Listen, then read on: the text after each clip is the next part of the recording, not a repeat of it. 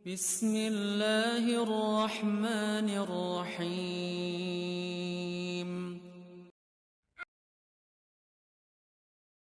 Assalamualaikum. Jangan lupa like, comment, and subscribe. Bye.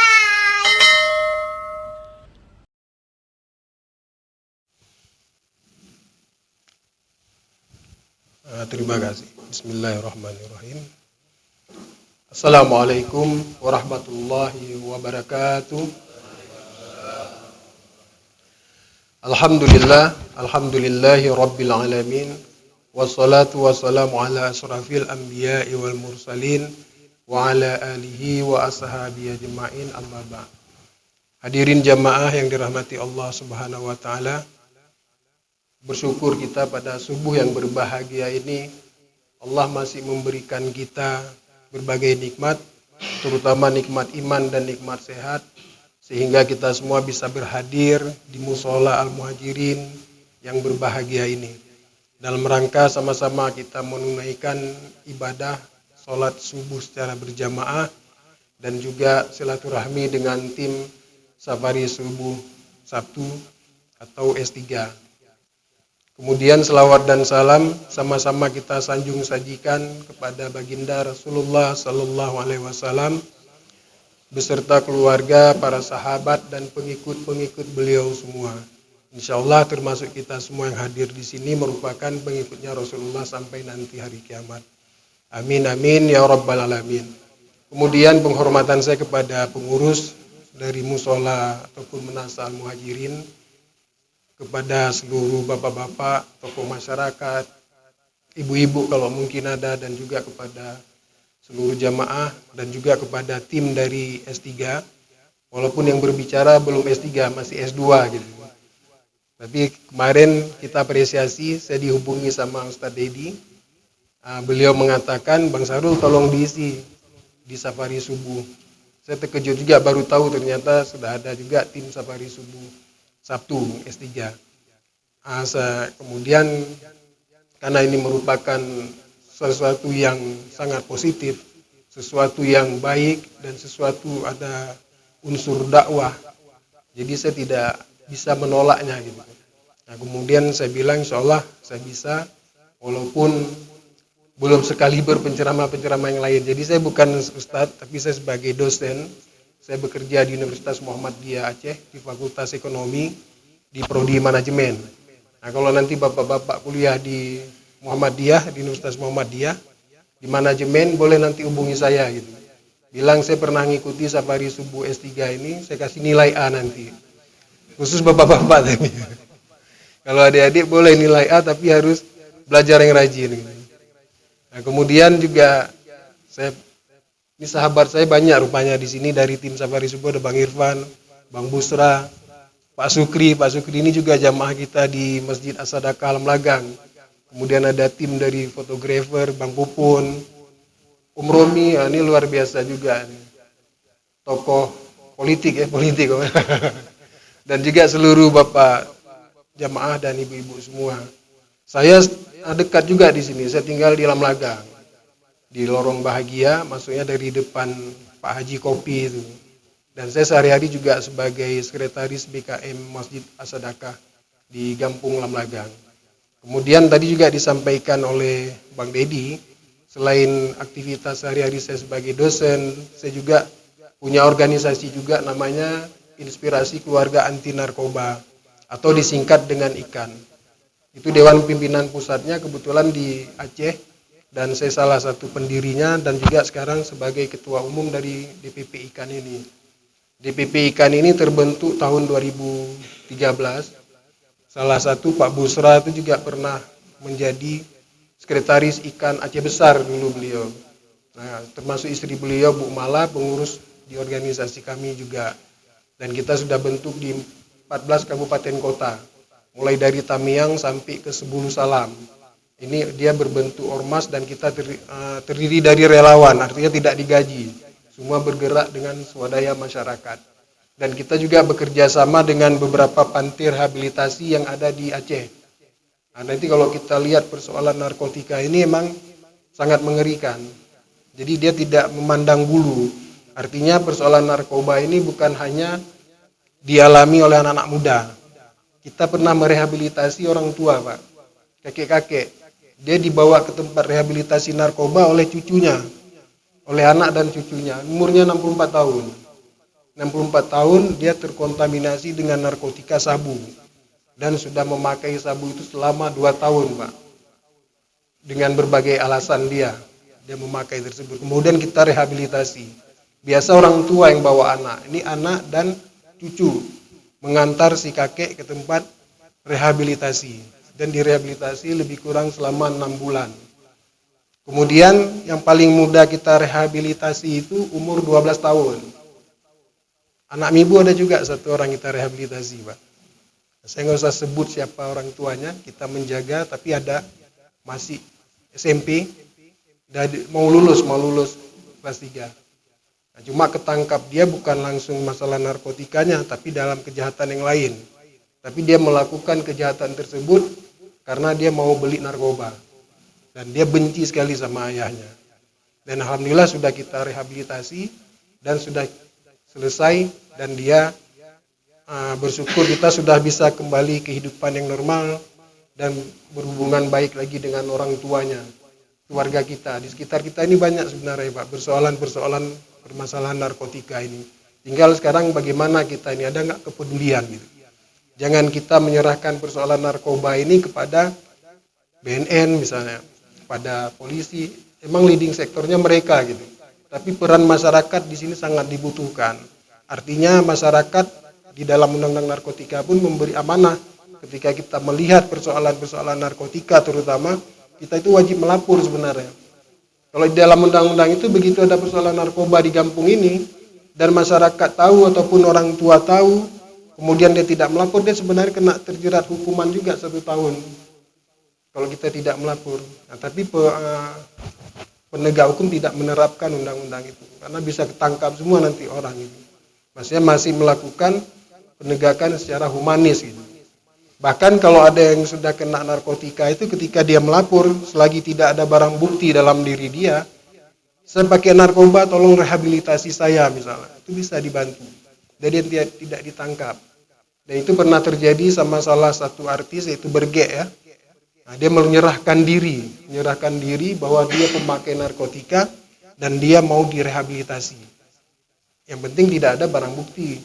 Jangan melapor, tolong rehabilitasi saya gitu kan. Barang buktinya ada 5 kilo sabu misalnya atau ganja. Nah, itu akan bermasalah dengan hukum.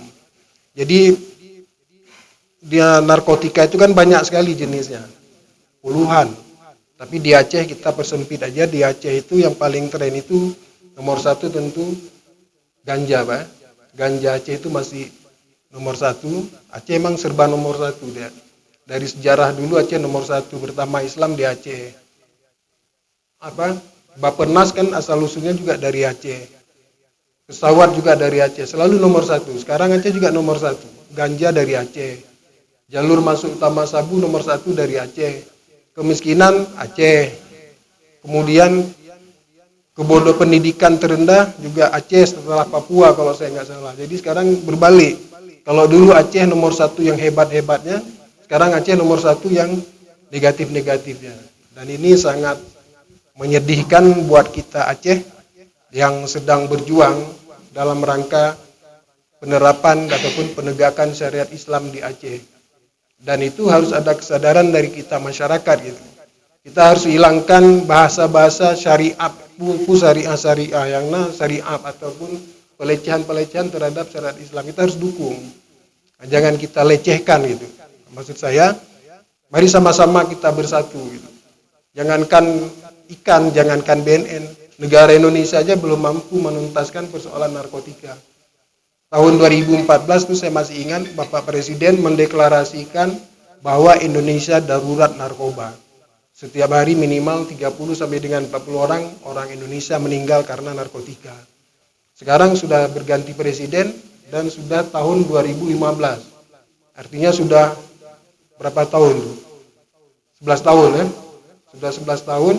Ternyata kondisi itu belum dicabut sama Bapak Presiden yang sekarang, Bapak Prabowo. Malah makin menggerakkan pemberantasan narkotika Kalau dulu leading sektornya polisi, sekarang malah sudah diminta bantu ke TNI untuk memberantas. Berapa waktu lalu kita lihat di media di Aceh ini, baik secara online maupun di publikasi media-media yang lain, bagaimana Pangdam Iskandar Muda ya kan menangkap beberapa kasus persoalan narkotika di Aceh. Saya pernah mengikuti forum yang waktu itu hadir Bapak Budi Waseso ke Aceh di Meligo, diundang sama Pak Gubernur. Waktu itu kepala BNN-nya Buas, Pak Buas. Beliau seorang polisi bintang 3, kepala BNN RI waktu itu. Beliau mengatakan di situ bahwa mencontohkan Kolombia. Kolombia itu kan kartel, ya kan? Kejahatan narkotikanya sangat mengerikan. Dan berhasil waktu itu pemerintah Kolombia, beliau ceritakan. Berhasilnya karena apa? Beliau meminta bantuan dari TNI. Bukan TNI kita, dari tentara. Karena di sana itu waktu itu polisi-polisi itu sudah menjadi oknum semua. Menjadi backing ataupun nge-backup para pelaku-pelaku kejahatan narkotika. Oknum-oknum polisi di sana. Sehingga dikerahkan pasukan tentara dan berhasil. Bahkan sampai terbunuhnya salah satu gembong besar waktu itu, yaitu Pablo Escobar gitu kan. Nah, ini mungkin Pak Prabowo mengharapkan seperti itu juga gitu. TNI nge-backup polisi ataupun BNN supaya persoalan ini selesai. Kalau kami melihat Pak, dalam 13 tahun saya berkecimpung di persoalan narkotika ini, sebenarnya narkoba itu sudah ada di depan rumah kita masing-masing Pak. Tinggal menunggu korban aja. Kita dalam setahun itu hampir 50 sampai 60 orang kita rehabilitasi dari berbagai daerah tuh, termasuk dari Jakarta, dari Medan. Kalau kita lihat sedih sekali emang. Sedih sekali, Pak. Artinya si anak itu sudah tidak menghargai lagi orang tua. Bahkan ada kasus orang tuanya dipukul. Ketika kita tanya kenapa dia pukul ibunya, di mata dia ibunya itu seperti babi gitu. Ketika dia sakau, dia pingin pakai narkotika, dia nggak ada uang, dia minta sama orang tuanya. Orang tua tidak ada uang, kan mahal sabu itu, sampai 500.000. Orang tuanya nggak ada uang dan tidak memberikan, dia emosi. Dia lepas kendali, sehingga dia pukul ibunya. Kemudian kita tanya, kenapa dipukul? Di mata dia waktu itu, seakan-akan ibunya itu seperti babi. Gitu. Jadi menurut dia yang dia pukul bukan ibunya, tapi babi. Di mata dia, seperti itulah ketika mereka sudah terkontaminasi dengan narkoba dan ketika mereka sakau, mereka pingin pakai narkotika namun tidak ada uang dan dia melakukan hal yang lain, bahkan mencuri, dia bohongin orang. Maka banyak juga yang ketangkap narkotika itu karena mencuri, bukan karena narkotikanya, tapi dia mencuri disebabkan oleh keinginan untuk membeli narkotika. Itu tadi ada 2, ganja dan sabu yang paling tren. Tapi yang paling tinggi memang masih ganja. Masih ganja, dan ganja Aceh masih salah satu ganja terbaik. Kemudian yang kedua sabu. Sabu ini juga yang lagi tren ya di masyarakat kita. Bahkan Aceh menjadi salah satu jalur masuk utama narkotika sabu dari luar negeri ke Indonesia. Almarhum Freddy Budiman yang sudah dieksekusi mati, salah satu gembong narkoba. Di akhir hidupnya beliau ini menjadi seorang mu'alaf, bertobat di dalam penjara ya kan, sebelum dieksekusi mati. Mudah-mudahan beliau meninggal dalam husnul khatimah kan, karena bertobat dan menjadi mu'alaf. Beliau kan sempat mengatakan bahwa di salah satu jaringan masuk narkotika internasional anak-anak buah dia itu lewat jalur Aceh Pak, lewat laut-laut Aceh. Itu gembong internasional. Jadi sekarang narkotika masuk ke Indonesia itu bukan lagi sekilo 2 kilo, sudah berton-ton. Bahkan di Aceh sampai 2,5 ton, ya kan? Sampai 2 ton itu sudah ngeri sekali. Jadi memang di sini perlu satu gerakan yang masif dari kita semua. Kita jangan biarkan, Pak. Kami setiap hari berhadapan dengan persoalan itu. Makanya ada kekhawatiran dari kita yang tahu persis bagaimana kondisi tersebut. BNN kewalahan, polisi kewalahan menghadapi jaringan narkotika yang sangat terorganisir. Jaringannya itu kalau dipetakan itu, saya pernah ikut pelatihan dengan BNN, itu seperti benang kusut Pak. Gembong besarnya, kemudian jaringan-jaringannya itu seperti benang kusut. Jadi ketangkap sini, nggak sampai deh ke atas tuh, cawo-cawo deh. nggak tembus. Siapa gembong yang besarnya itu nggak sampai. Terlepas ada kepentingan politik dan lain sebagainya. Artinya digambarkan jaringannya seperti itu. Saya bandar, saya bandar, Bang Dedi bandar, kemudian ada teman lain bandar. Ini satu gerbong, satu bandar besar, tapi kami nggak saling kenal, nggak saling tahu. Dan dia beredar di mana-mana. Kemudian sedikit saya ingin sampaikan mengenai sabu. Kenapa sabu orang tertarik? Kenapa sabu mudah sekali anak-anak muda ini terpengaruh? Sabu itu bentuknya Bapak Ibu seperti kristal ya. Bagi yang belum tahu ya, mungkin Bang Dedi pernah mencoba ya. Pernah ya? Canda ya. Seperti kristal ya. Bentuknya seperti kristal, kerasnya seperti batu. Dan rasanya itu kalau kita colek, kemudian kita ciletin sedikit di lidah, pahitnya itu 7 hari nggak hilang, Pak. Saya pernah coba waktu pemberantasan sabu di Mapolda, pemusnahan barang bukti. Pernah diundang kami, kemudian kita ambil sabu dari, waktu itu kemasannya teh hijau dari Cina. Banyak itu, ada sekian puluh kilo, kemudian dimusnahkan dengan cara di blender, pakai molen, kemudian dicor di tanah.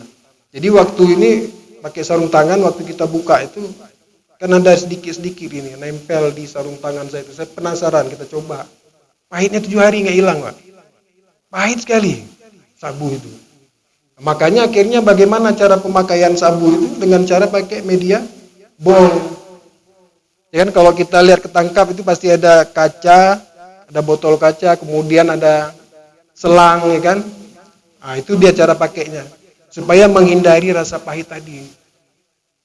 Bong, kalau Bapak Ibu pernah lihat ataupun adik-adik, kemudian ada selang satu ke depan, satu lagi ke belakang.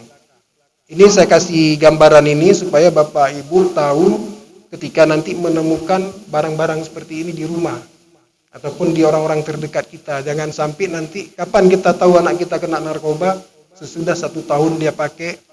Karena dalam 1 tahun dia pakai itu baru kelihatan, Pak, error dia.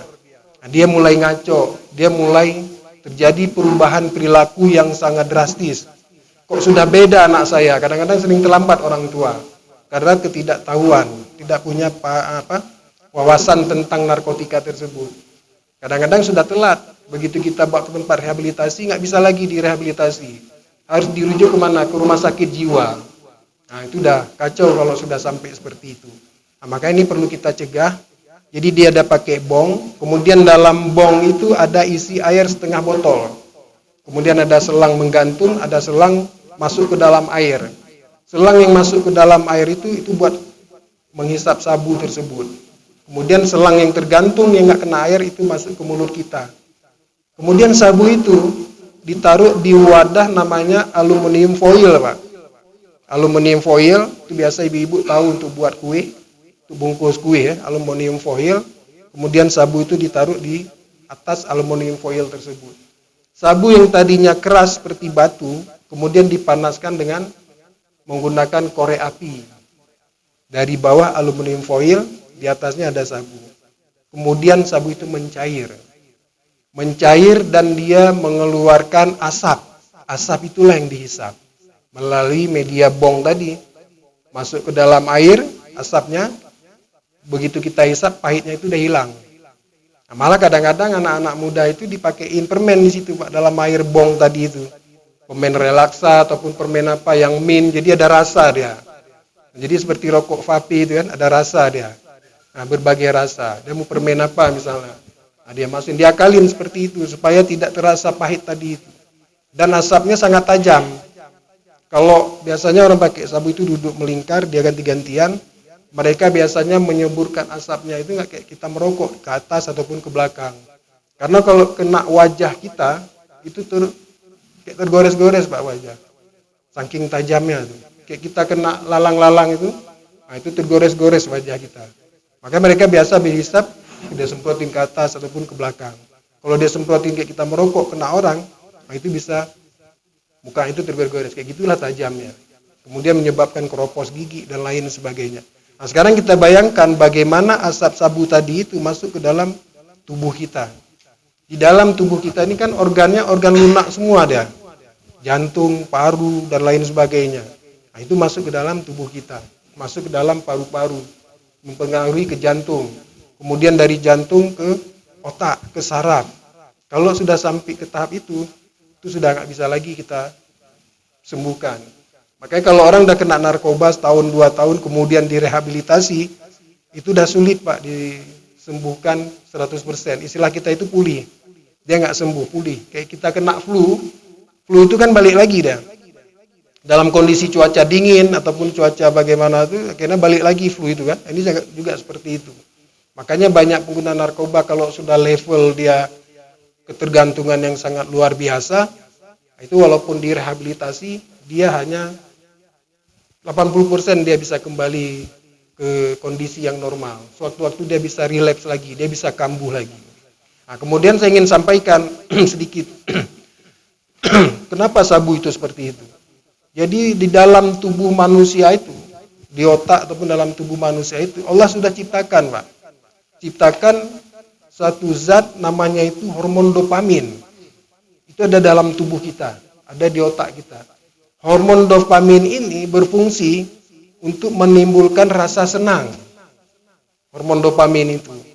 Tubuh memproduksi secara normal hormon tersebut. Diproduksi secara normal. Kapan tubuh memproduksi secara normal hormon dopamin itu sehingga membuat kita senang, membuat kita bahagia? Ketika kita melakukan aktivitas seperti olahraga misalnya. Makan bersama sama keluarga, kumpul bareng sama teman, kumpul dalam konteks yang positif. Sehingga membuat kita senang, membuat kita bahagia. Disitulah tubuh kita ataupun otak kita mengeluarkan hormon dopamin secara normal. Sehingga kita bahagia, kita senang. Kemudian kita pakai sabu. Pakai sabu yang disentuh, yang dirangsang sama dia hormon tersebut. Sehingga tubuh memproduksi hormon dopamin itu secara berlebihan. Makanya orang yang kena sabu itu percaya dirinya melebihi normalnya dia. Orang yang kena sabu itu merasa bahagia melebihi apa yang dia rasakan selama ini. Dan itu paling rentan terjadi sama orang-orang yang punya masalah. Orang yang punya masalah, anak-anak misalnya broken home, masalah keluarga, pokoknya dia punya masalah dan dia tidak tahu menyelesaikannya bagaimana dan tidak tahu ke siapa dia. Akhirnya dia bertemu Pak dengan teman yang sudah terlanjur menjadi pengguna narkotika sabu. Alah, nggak usah kau pikirkan. Itu terjadi juga sama orang dewasa. Termasuk masalah seks. Nah, mungkin orang tua tadi itu karena faktor itu, Pak. Masih pingin nanjak istilahnya gitu kan. Terima kasih.